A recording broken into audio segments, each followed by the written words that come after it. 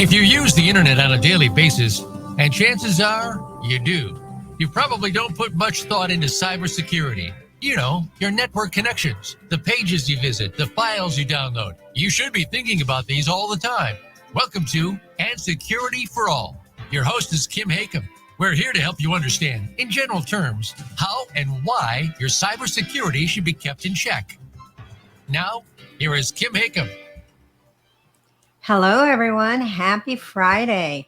I'm Kim Hakim, your host. If this is your first time tuning into the show, welcome to another episode of And Security for All. I hope you all had a great week. We are into the first week of March.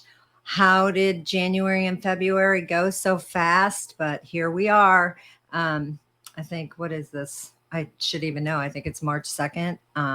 March 3rd. Today, I'm home in the Midwest, St. Louis to be exact. And if you hear some roaring winds, we are in the middle of a huge rain and windstorm.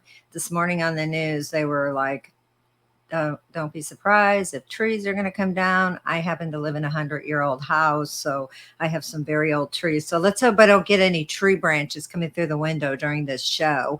And let's hope that my power does not go out, because that tends to happen. But I'm just joking. Hopefully, hopefully wherever you are, the weather is great. But I have to say the weather has been so crazy. Our company, FutureCon, we travel all over North America we go to about 30 cities across the United States, and we're heading to Montreal next month. And I never have any idea now. You used to know when you were traveling what the weather was going to be like. Now you really have to look at the forecast in order to know what to bring, because this climate, the change of the climate is crazy. Last week, we had our annual Cybersecurity conference in Washington, D.C. I flew in. It was about 40 degrees. And then the next day was our event, and they hit the high of 80. It was like record breaking in February for Washington, D.C. Of course, that's not always, that wasn't really great for us, because people wanted to be outside. On the news, they were saying, enjoy this day. We may not have it for a while. Luckily, we have some very loyal attendees in Washington, D.C. They came out, and we had a great event.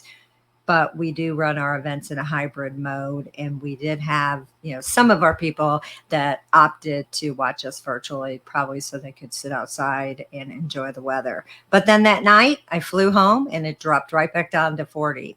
So crazy times with weather. I heard it snowed in Los Angeles last week, so I'm sure, I don't know if that's good or bad. I would think out there, maybe they think that's a little fun. I heard it was a little towards the mountains, but crazy times we live in with this climate of you never know what it's going to be. Today it's freezing, but Sunday I'm planning on playing golf because we're getting back up to the 70s. I think today it's like 30. So wherever you are, I hope you're enjoying the ups and downs of the weather and staying healthy during it. This kind of weather definitely messes with your immune system, so you really need to stay on top of it and stay healthy. At any rate, today's show is not about the weather. I have another great guest on today's show, and he is from a company that's participated in several of our cybersecurity events across North America. I have Carl Wright. He's a chief commercial officer at Attack IQ. Carl is a seasoned entrepreneur and executive with experience in security, storage, virtualization, and software sectors. Prior to joining Attack IQ, he had different operation roles at several different security companies, and he contributed to the rapid growth of the acquisition from Microsoft Network Appliance and secure computing. He has extensive experience in all aspects of enterprise information technology. My favorite part of him is that he was a chief information security officer in the U.S. Marine Corps. I am ex-U.S. Navy, so we always love the Marine Corps. So always happy to have a veteran on the show. Today, we're going to discuss implementing a threat-informed defense so organizations can start moving from being reactive to proactive in their cybersecurity practices. So, again, for everyone out there, we would love any of your input. So, we hope that you drop your comments in the chat. And with that being said, welcome to the show, Carl. Great. Thank you, Kim. I'm greatly appreciated to be here. Well, thanks for being here. And again, kudos for being in the Marine Corps. And I find it really interesting, your title in the Marine Corps, because back when I was in the Navy, which would probably age me a bit, I don't think we had anything that was a Chief Information Security Officer. I don't even know if that existed back then. So tell us a little bit about your Marine Corps history and how you ended up in that role. Well, I started the Marine Corps as a mainframe officer running COBOL programming shops. So that was way before there was IP.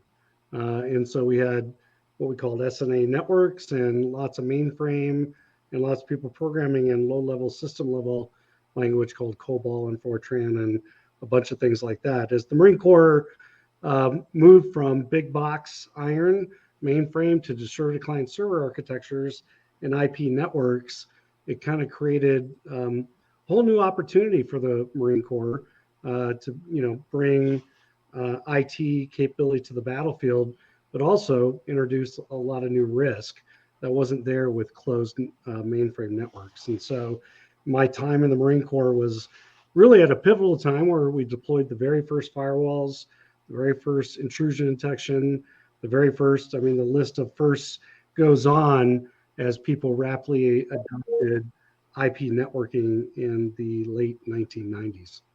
So how did you work with the other, and like the Navy, and were you all working together, because this was kind of a new? I happened to be, when I was in the military, I was on a nuclear base in Coronado, which you might be familiar with. But did you work? And there were several Marines. It was where the aircraft carriers came in. So were you working with the other branches when all this was kind of starting to develop, and it rapidly had to develop because you guys had to protect the country, not only physically, but, internally? Right. Well, and apologies, I've got a couple Labrador retrievers here barking, but you're absolutely right. Look, the Marine Corps, more so than any other service supporting the Department of Defense, has always had to be joint. We have always had to make sure that we can work closely with our brothers and sisters in the Navy, in the Air Force, and in the Army, and other folks that support the Department of Defense. And so we've always had this joint focus. But in the early days of IP, it was wild, wild west, quite frankly. And most services in the Department of Defense did not take an enterprise approach to IT.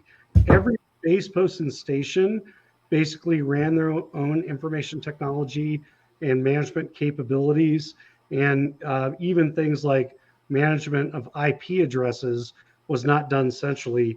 I really had the benefit of being a senior operator and a security official for the Marine Corps during those innovative days when people were trying to figure out how to take advantage of IP and routed networks. And we did, since mainframe days, always take a centralized approach. So when the Marine Corps started to adopt IP, when it started to adopt technologies that would ride on top of IP routed networks and cybersecurity, we took an enterprise approach from the very first day. So we had 32 different base posts and stations in the Marine Corps globally, whether it was Okinawa, Japan, or Korea, or Europe, or throughout North America, wherever it might be, that were all managed both from an IT perspective as well as a cyber perspective in Quantico, Virginia. So we are, the way that we were organized, and being smaller, only 182,000 people in the Marine Corps, put us in a much better position to take an enterprise approach to both information technology and cybersecurity. So then, how long did you spend in the Marine Corps? So I was in for 11 years, went in as a second lieutenant, and 11 years later got out as a major. And then I was lucky enough during my time for the Marine Corps to send me to work on my master's at the Naval Postgraduate School, and then my PhD in cybersecurity at George Mason University in the Virginia area. Well, congratulations on all that, and thank Yeah. you for your service in the Marine Corps.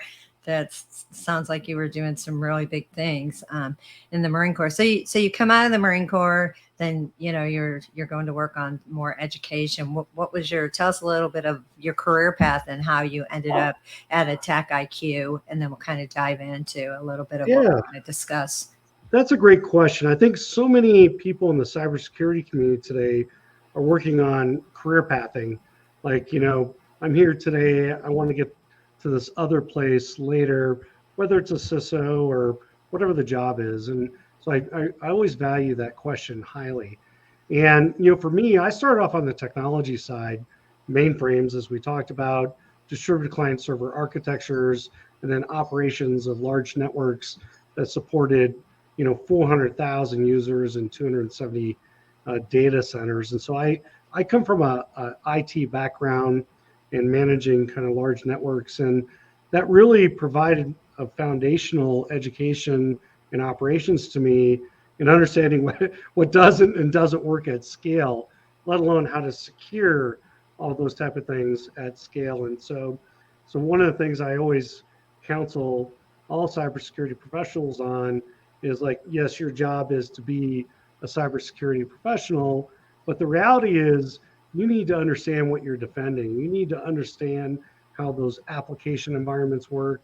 You need to understand how the network works. You need to understand lots of information technology things in order to be the best possible cybersecurity professional. But my career intent was always after the Marine Corps to go up to Wall Street and be a Wall Street CISO. I had lots of friends up there, but in my days that I was looking to transition out of military service, I met a gentleman that forever changed my life. His name was Dr. Tahir El-Gamal. He's very well known in the cybersecurity world. He was the chief scientist at Netscape. He invented SSL. He invented a number of other protocols that we use on a daily basis, such as SET, Secure Electronic Transfer Protocol, elliptical curve cryptography, which is how all your cell phones connect to the cell phone towers. And so he'd asked me to come out and work with him on a cybersecurity startup out of Silicon Valley. And to be honest with you, coming out of the Department of Defense and intelligence community, I knew about companies out there, but I really didn't know what it was all about. But that was my entree into the career I've had the last 20 years, which is focused on early stage cybersecurity technology and bringing that to market. So, because it's very interesting to see people that have, came out of the military. Many of them are on the enterprise side. And then, someone like you who's on the vendor side, was it just because of, I don't want to mess up the name of, but I definitely need to look him up and find out about him because I don't know about him. But is that why you went more on this side of the spectrum of cybersecurity? It was really a combination of two things. And certainly the people we meet in our life always influence kind of what's happening in real time tactically, right? And if we're lucky enough to keep meeting amazing people, then your equation of what you want to do has an opportunity to change. But when I was in the Marine Corps, the CIO of the Marine Corps, General Shea, who I worked for, went on to become the J6, Lieutenant General Shea of Department of Defense. He told me he wanted me to build the shining star of DoD. And when I went to do that, I looked at all the existing business partners that the Marine Corps had, and they're companies with names you're very familiar with, system integrators like Lockheed Martin and Northrop Grumman, Computer Science Corporation, SAIC, the list goes on. And what I noticed about these system integrators is they always showed up with the business relationships they had, which didn't necessarily mean it was the potentially best solution for the Marine Corps. And so very early during that period, I started going out to the Valley and meeting with venture capital firms and new emergent technologies to see if there was a need, a capability that could be applied to the Marine Corps. And my lens, the way I looked at this was a little bit unique. FedEx doesn't deliver to the battlefield. And so if I was going to deploy a new emergent capability in Garrison, we also deployed the same cybersecurity capability in a deployed tactical environment where FedEx doesn't necessarily deliver. And so the solutions I picked need to be able to be owned and operated by 18-year-old Marines that have very limited training and knowledge, skills, and abilities. And so as I was in the Valley, it turned out that I procured, deployed, owned, and operated about 12 technologies that were early stage, ones you guys have heard of, F5 as an example, network appliance as an example, and a bunch of other ones, ISS, internet security systems, TIS Gauntlet firewall.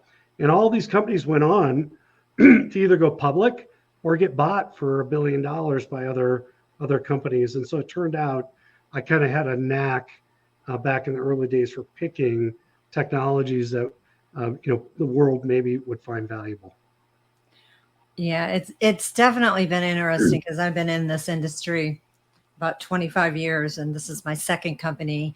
In my first company, it's just so interesting. Like, a lot of people won't remember some of those companies because they have been bought out, and those are just such old school names. And boy, the money I could have made had I had been smarter and invested in some of those stocks of some of those companies. Well, you're spot on that, Kim. And back then in the early 2000s, a lot of the venture capital firms, a lot of the people that are super smart now, like, underrated security portfolio of products. They thought, like, the security thing, it's not as big as hyper-converged infrastructure or databases or whatever. I think when I look back to the early 2000s, I think the venture capital community grossly underrated the value of future cybersecurity stocks.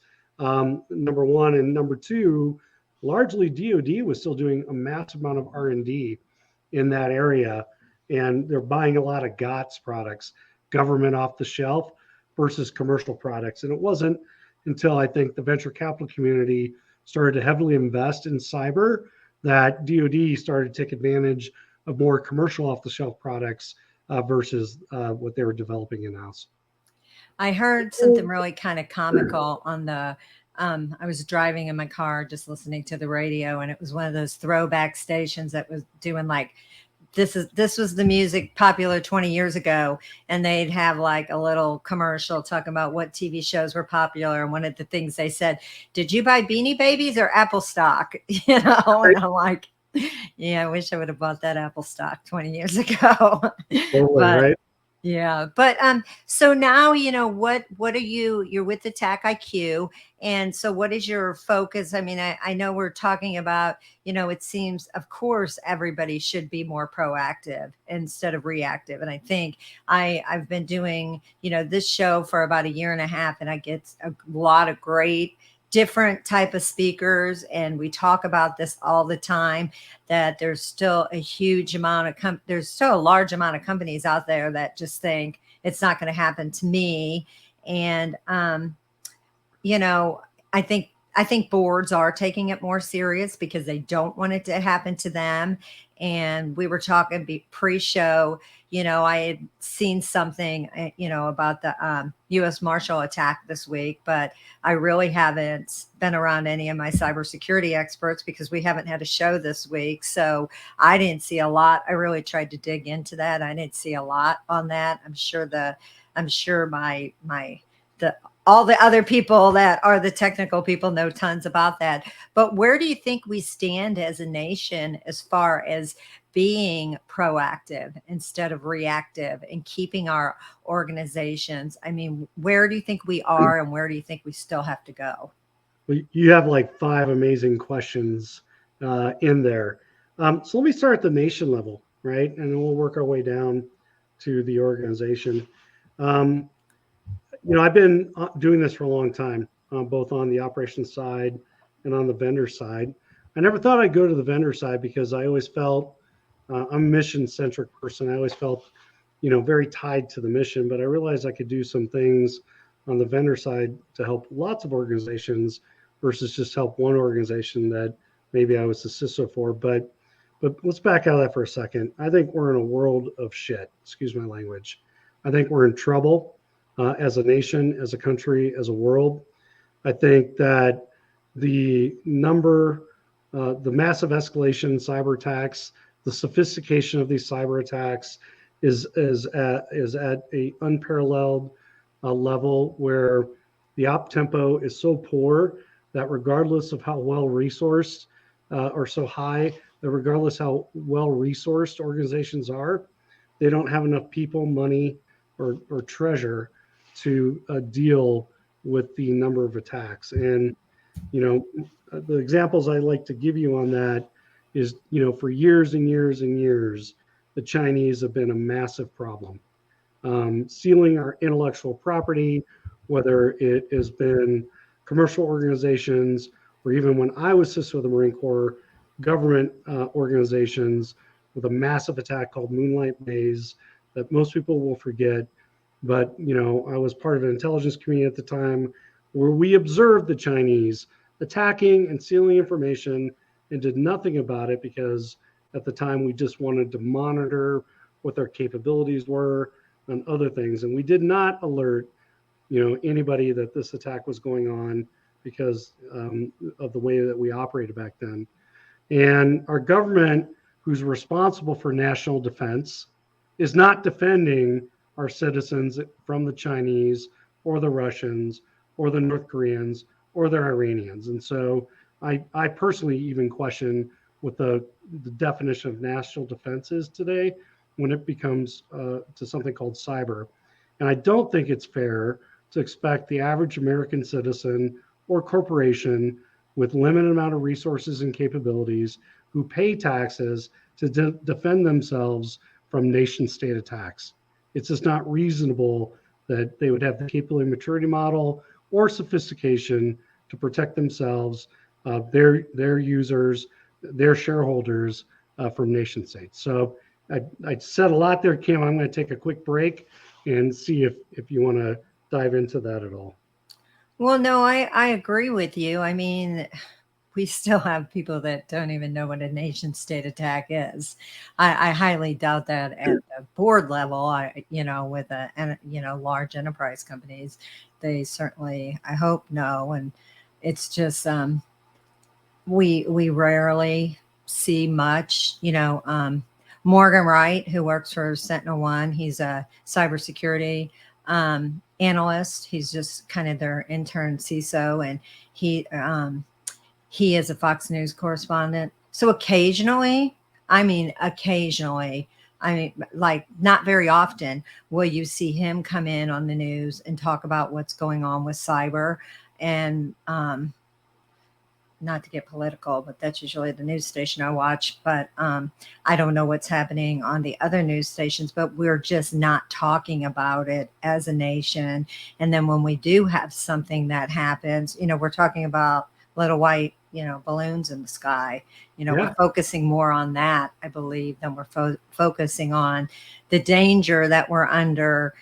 People think I'm joking when I kind of tell my family, make sure you keep a supply of water, keep some wood, because there is, I believe one day there is going to be an attack, on our infrastructure. And I have some really amazing speakers that speak at our events. And I had, the chief security officer over the state of California, northern state of California, who worked for the water supply company. And, I listen to this stuff and it really scares me. And I think that we should all be a little scared, way more scared, not just a little scared.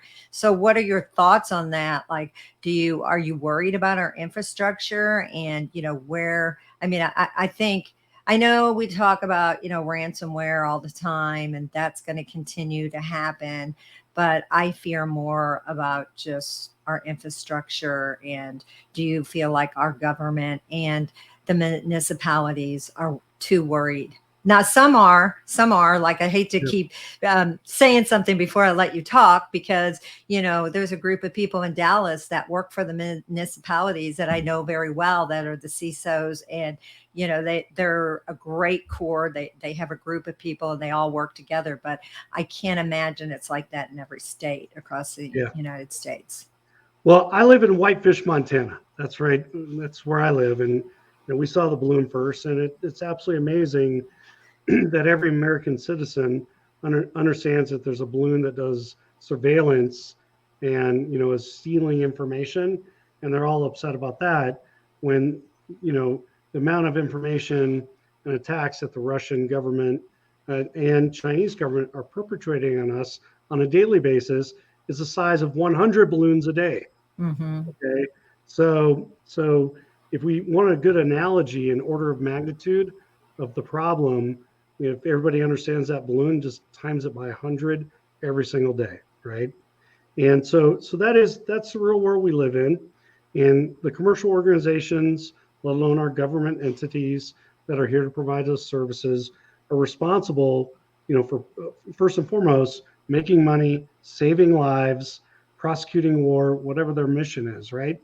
And the fact is, they're having to spend a lot of treasure to defend themselves from these bad actors that are out there that otherwise could go to helping people, their shareholders, whatever it might be. And so what I hope is that our government gets more serious about national defense from a cyber perspective and being much more proactive. But when it comes to this conversation in critical infrastructure, I'll share some anecdotal stories for you. I'm familiar of a municipality who runs a watershed, which means they run the water. And on the front website of the municipality, it tells you what the water level is, because as we know so much, weather's changing, water levels in reservoirs is super important. The public wants to know about that water level. And where do you think the data comes from to put it on the front website of the water level is? It comes from a industrial control system network on the backside that manages all the things associated with that dam, if you would, whatever it might be. And there was a recent incident in the last couple of years where someone hacked a website of a municipality, used that from a transit trust perspective to travel to the ICS, industrial control system network that manages the dam, and open up the dam and water flowed out. Okay, so these type of things are very, very easy, for bad actors that have a moderate level of sophistication to be able to do, and obviously the impact to that community, could be bad.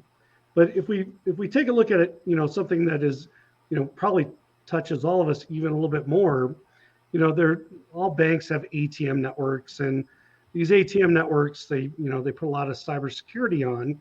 They probably have like an EDR on there. They have a lot of monitoring.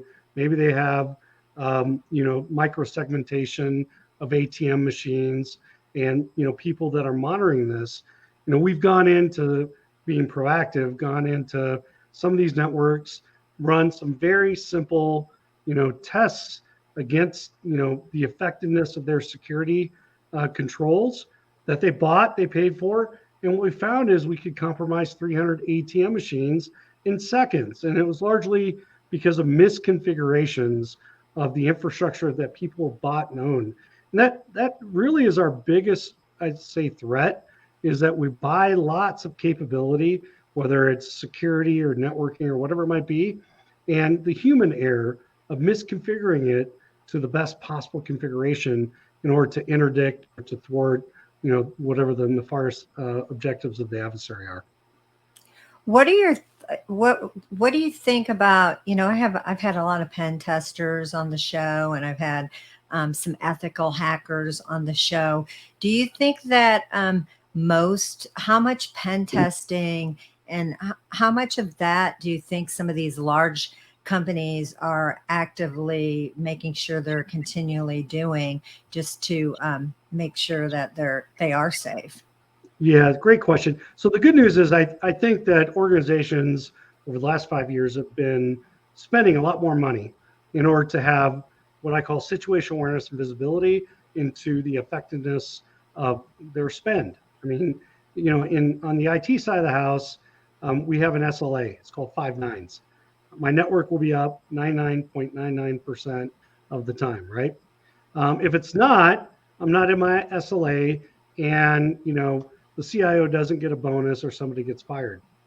But we don't have an SLA in cybersecurity. It baffles me. It drives me nuts, quite frankly. Like, why don't I have an SLA on my firewall or an SLA on my EDR? Because I spend a lot of money on these two disparate capabilities, and that money isn't just the technology, it's people and all this other things. So I think our first problem, and I'll come back to the pen testing in a second, is that we don't have SLAs in cybersecurity. And I predict over the next couple of years, you're going to see cybersecurity look a lot more like IT ITIL with a management framework with SLAs and things like that. Because if I was a board of director, that's what I would demand. Now, on the pen test subject, the good news is more and more people are using pen tests as a way to identify gaps or misconfigurations in the cybersecurity and IT investments that they've made.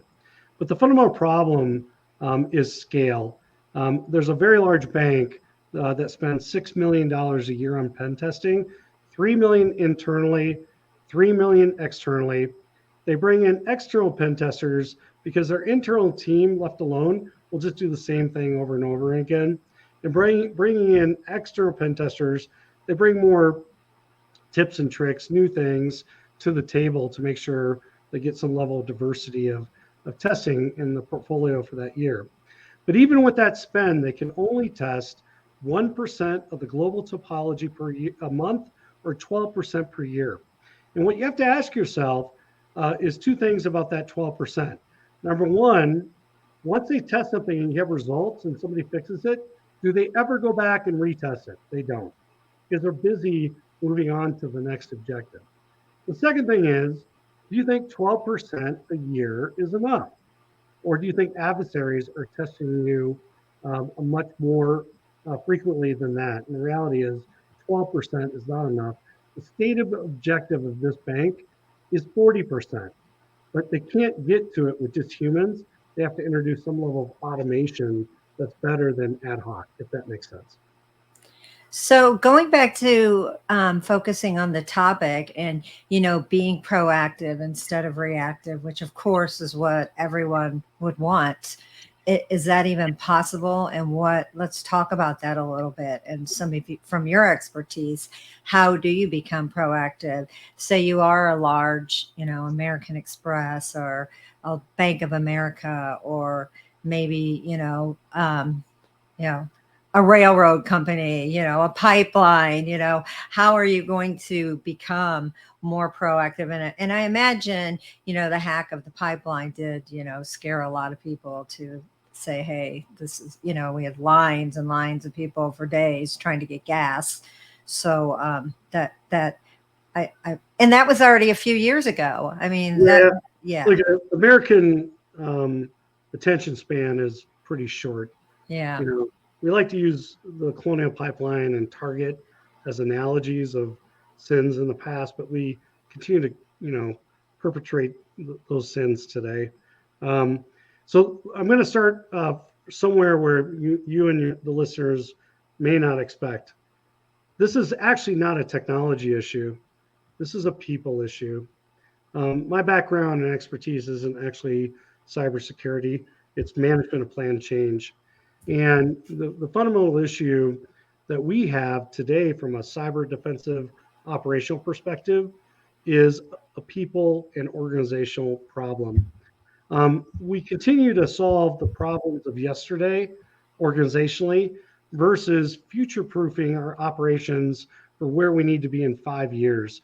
Very, very rarely does a cybersecurity organization get together and say, hey, what's our 5-year vision? How are we going to innovate, now to make sure we're future-proof 5 years from now?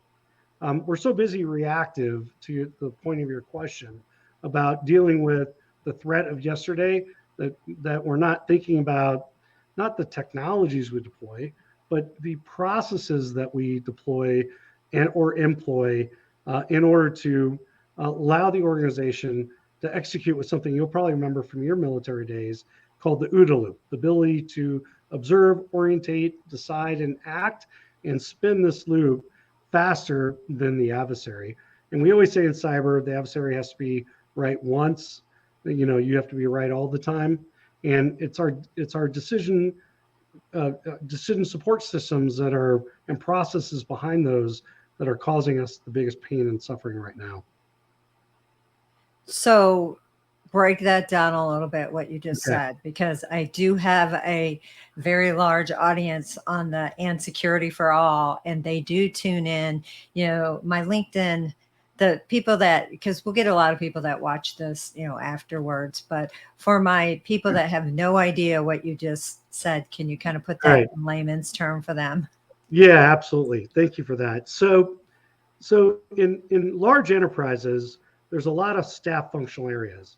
You have people that are responsible for firewalls. You have people that are responsible for EDR. You have people in SecOps responsible for the SIM. You may have detection engineering. You may have security architects. You may have all these different roles that are doing things. And largely, based on my experience, people are doing things in rice bowls. And I'm going to give you an example. So many corporations in America and throughout the globe are buying something called E5 right now. So as you know, the pandemic spurred a transformational tear around cloud adoption. Most organizations adopted a cloud-first strategy. What does that have to do with cybersecurity, right? So the CIO buys E5. They're going to start deploying Azure credits and everything else. And the CISO doesn't even know that when you buy E5 and Azure, there's 48 discrete security controls that you can deploy in Azure. And this will be my example. So let's say I'm a financial institution and I'm a security architect. I've got to design the cloud security for my financial institution. But as a security architect, I don't usually talk to my CTI, cyber threat intelligence team, to understand what the threats to the bank are. I'm not saying that doesn't happen, but generally speaking, the security architect starts architecting to do Azure cloud security, and if they talk to the CTI team, they would understand that Fin6, which is a advanced persistent threat group, is targeting the bank, and that of the 48 discrete security controls in Azure, 16 of them can interdict, block, or detect Fin6. So if that was a threat to the bank, wouldn't I architect those controls in first, right? And then after I architect those controls in, wouldn't I use a red team or Attack IQ or whatever to validate that they actually implemented those controls correctly? That's what we call a threat-informed defense. So the proactive security starts well before you've already deployed a bunch of stuff. It starts during the architecture phase. And I know this is a complex subject, and I'm just giving a quick example. But Kim, does that start to make sense a little bit? Yeah. I think that was a good explanation of breaking it down, so everyone listening can understand, or at least try to understand. But what are some examples that you can give us that where you've went in maybe and helped advise on how to be more proactive than reactive, and what kind of results are you seeing, and what kind of advice are you giving? That's a good question. So look, every organization, enterprise organization, invests in the same kit. They all have EDR, they all have antivirus, they all have firewalls, they all have IDSs, they all have proxies, they all have DLP. Everybody's got the same kit, right? Now they may have more of it or less of it.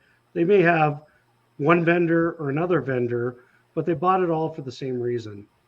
And if you're familiar with the Verizon DBIR report, data breach investigative report, Verizon puts out this report every single year.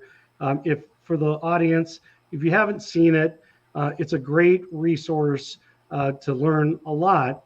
But what it does is it catalogs all of the breaches from the previous year and goes into some great detail from an analytics perspective about these breaches, the similarities, kind of what went wrong. A lot of great data in there that organizations can learn from. But in 2019, they came out with a report, and it was very illuminating to me. And in that report, what they found is that 82% of all successful breaches, people had bought a security control, but had failed to configure it properly. And so the adversary circumvented it. It just wasn't configured right. And when that happens, we call that a protection failure. Protection failure is you bought something, but it didn't actually do what it was supposed to do because you misconfigured it. Does that make sense, Kim? It does. So why Verizon? Just out of curiosity, what gives them? I'm just curious. Instead of like a Forrester, or like Sure. what makes them the expert to put that together? Good question. And so Verizon's been doing this report, and I just and I've seen their reports, and I've gathered a lot of information from those reports when I've been prepping for shows. So I know what you're talking about, but I am curious about that. So as a telecom, they're in a unique position. They provide a backbone to thousands and thousands of businesses, right? And so they're in a very, AT&T could have done it. Orange Telecom in Europe could have done it. Other telecoms could have done it, but Verizon just started doing this so many years ago. They're just in a very unique position to observe lots of different network traffic, to observe things, and also to help their customers that are Verizon customers on the business side from an incident response and such perspective. So they just have been able to aggregate as a function of their size just a massive amount of amazing data. So what is your primary role right now with what you're doing at Attack IQ, and what's your mission? Yeah, thank you. So as I articulated before, I'm a mission-centric person. So I love our mission here at Attack IQ, which is to make the world a safer place for compute. And we do that in two different ways. We obviously have a technology that's called by Gartner breach and attack simulation. And so what we've done is we've taken the MITRE ATT&CK framework and fully operationalized that in our platform to do emulations, to mimic, sophisticated attackers, doing what they do in customer environments. And in so doing so, measuring whether or not the customers have optimally configured their security controls, peoples, and processes, or identifying gaps where, good example is maybe a customer doesn't have an EDR solution deployed. When we run a test, they're not able to defeat it. But if they deploy an EDR, guess what? All of a sudden, they're successful in defeating that. And so we accomplish our mission of making the world a safer place for compute by helping make sure that customers are configuring all the infrastructure, people, and processes they've vested in to the optimal configuration for their organization, if that makes sense. So how does a company, that's trying to stay proactive and not reactive, which there's so many of them that are just, trying to figure out what they're going to do after the breach has happened. When you have a million, you Google anything and there's a million vendor companies that pop up, and we're almost overloaded. We are overloaded with information. So how do you even sort through that information and know where to begin, know what's true information, what's false information? And I just, thank God that's not my job. I mean, I know that's might be the CISO's job, but the CISO has a team that's really doing the steps of the job before it gets up to the CISO. But what's your recommendation for companies that are just trying to figure it out? Maybe even a smaller company that's a startup that's has the potential to grow into a large company. Good question. And I want to separate out like the regulatory requirements, because that's a whole nother bailiwick where people do a bunch of silly things because there's a regulatory requirement to do that. Security doesn't equal compliance, and compliance doesn't equal security. which I think is a huge shame because we spend a lot of money on both sides of this fence. But for the purpose of my comments now, let's take the risk side out, the regulatory side out, and we're just going to talk about threat. And the reality is, I think back in '99 when I was in DoD with a couple other pretty amazing individuals, we wrote a document called Defense in Depth. It was the very first document ever produced around taking a systems-based layered approach to cybersecurity. And we did that because of this emergent distributed client server architecture that was being broadly deployed. Somewhere between 2001 and today, we completely threw away a systems-based approach to owning and operating cybersecurity. And so today you end up with a bunch of rice bowls of detection engineering is over here, and firewall management's over here, and EDR's over here. And the sad thing is the bad guys and adversaries, they talk more than the same people inside of that security operations program. And so my first recommendation to enterprise organizations is that your organizational structure is completely screwed up. You need to look a lot more like a SecOps or SecDevOps, even if you are a brick and mortar kind of security organization. And you have to bring a lot more systems-based collaboration of capabilities, knowing what the firewall is going to detect or block. If it doesn't, when you know your EDR's got it, and if that doesn't work, you know your DLP is going to stop the adversaries from exfiltrating something, and stop treating everything as a separate capability and managing it as a system. In doing so, then you can actually save a lot of money from a people person perspective and have better situational awareness and visibility into the effectiveness of the stack versus the effectiveness of just some specific control.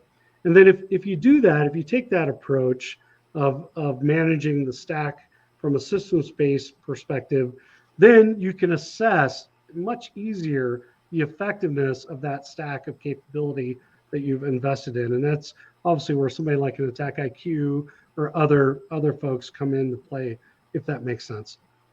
How relevant do you think it is when you go to certain, I won't really name them, there's some entities out there, and I'm not talking about Gartner. There's maybe some magazines that are pretty substantial in the industry, and they rate the companies out there. Do you think that is bias, or, you know, rate them as it pertains to the effectiveness of those companies? Yeah, like there's some companies that'll do like the top 50. Yeah. These are the top 50 companies you should be looking at, this year. Honestly, a lot of those are pay to play. I think they're Yeah.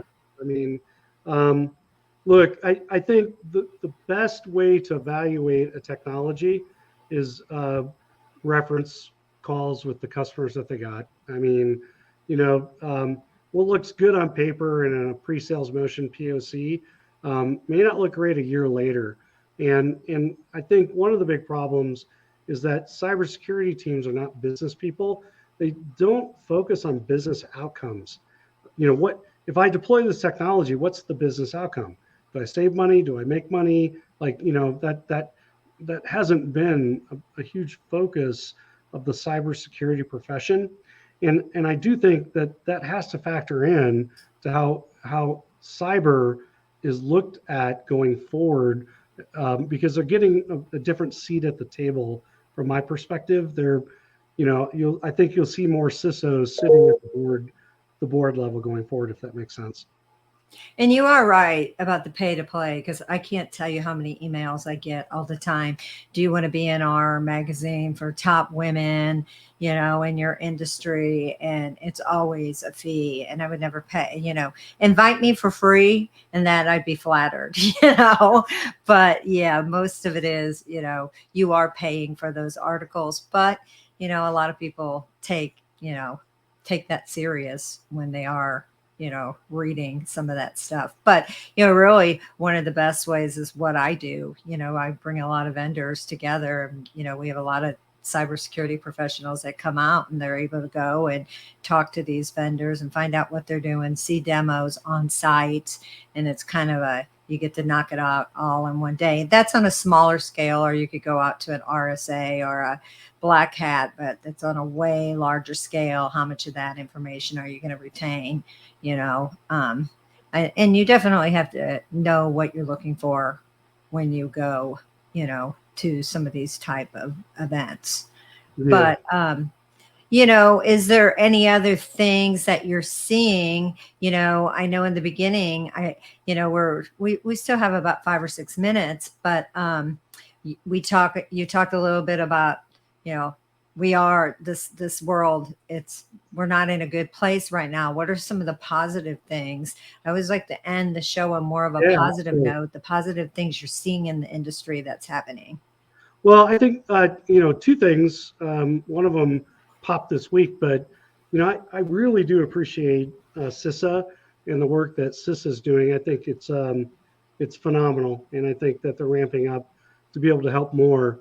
But the CISA alerts, for those that are not familiar with it, just Google CISA.gov or DHS.gov, and you can check it out. So I do think that's incredibly proactive and useful and helpful from our federal government. And then, the White House published this week some cybersecurity guidance as well, which I think will ultimately end up, around some policy. And I hope that cybersecurity guidance also filters down into the government organizations that are responsible for helping America defend itself against adversaries as well, and that we see a greater partnership between government and industry in doing that. But so I say those two things I'm pretty excited about. I'm also optimistic about where the cybersecurity vendors are going. I think we're seeing much more collaboration between vendors. I think a great example of that would be the CTID, or the Center for Threat Informed Defense, which Attack IQ is a founding research partner for. That's where MITRE ATT&CK lives. And, we all come together. We all put hard dollars into the Center for Threat Informed Defense to work on together, even if we're competitors, increasing the state of the art and the state of the practice of threat informed defense and the MITRE ATT&CK framework, and then giving all that research back to the world as a public good. So that's another big highlight, I think. And for many people in the audience who may not be familiar with the CTID, Center for Threat Informed Defense by the MITRE organization, it's free. You can get in there. There's tons of great resources and training and things to help you take your cyber defensive operations up to the next level. And again, that's an industry consortium of vendors and companies working together in order to help everybody. And where again would our audience find that? Because I'll definitely make sure that my team puts that link on there. Yeah, so if I don't have the link handy, but if you Google MITRE Corporation, so MITRE CTID, CTID, it will pop up at the top of your browser, and you'll be able to see tons of great research projects and training and all kinds of resources for free for the public good. And that's a collaboration between the MITRE Corporation, technology vendors like myself, also great companies out there like Citibank and Healthcare America and Verizon, tons of great companies all working together to help each other. And really quick, because we're down to 2 minutes, do you think that you are seeing better training in these organizations than you were maybe 5 years ago? Yeah, I do. And we only have 2 minutes, but we talk about threat informed defense, and one of the big kind of topical things is this concept of purple teaming, which really represents red teams, blue teams working together in order to enhance cyber defenses for organizations. And so you're going to see a lot more resources from CTID. If you go to Attack IQ Academy, which is our free training academy, 44,000 users around the world getting free advanced cybersecurity education and a lot of these things. I think there's more and more and more available for us today. Well, Carl Wright, Chief Commercial Officer from Attack IQ. That was a very fast 57 minutes.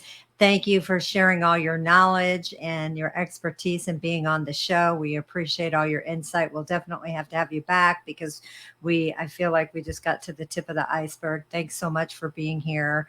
And everyone, thank you all for tuning in today. We're heading out to Detroit next week, which we're excited. Our keynote speaker is going to be Dan Lorman, who's an ex-FBI, and we have Richard Steenan, who writes the Security Yearbook, which is another resource that is going to be available next week. And we just have a great event out in Detroit. Then I'll be back for our next week's show on Friday. So everyone, I hope that the sun is coming your way this weekend and you have a fabulous weekend. Stay safe, stay secure, and we'll see you next week.